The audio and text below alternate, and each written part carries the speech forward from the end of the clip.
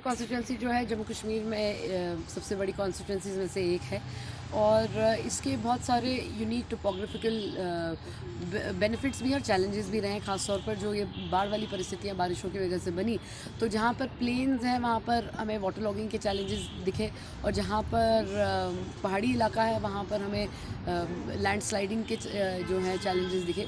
तो हमने एक जिस तरीके से कहते हैं 360 डिग्री ओवरव्यू लेकर इस पर हमने काफ़ी पहले काम भी शुरू किया था।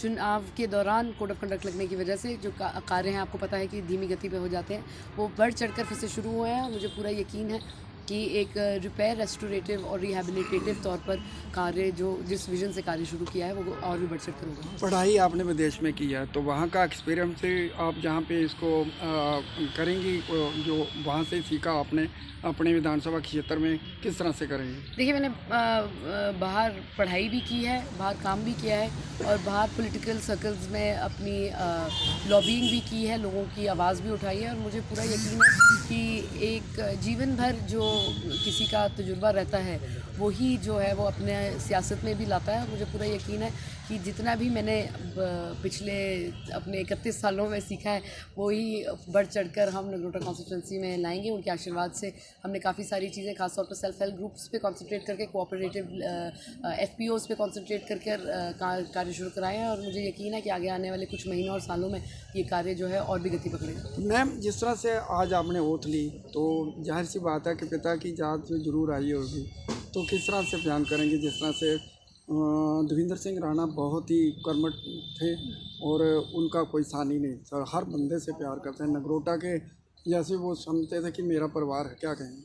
देखिए, ऐसा कोई दिन नहीं चढ़ता जब हम राणा साहब को याद नहीं करते। उनकी कमी तो हमेशा रहेगी और उनको याद मुझे पूरा यकीन है कि नगरोटा का परिवार भी जीवन भर करेगा।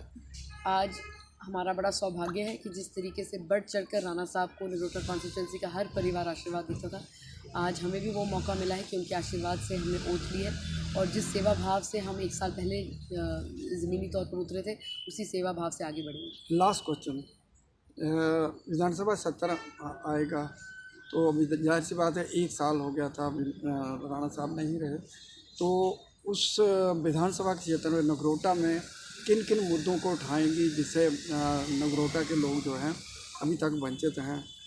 देखिए, नगरोटा कॉन्स्टिट्यूंसी की ऐसी कई सारी समस्याएं हैं।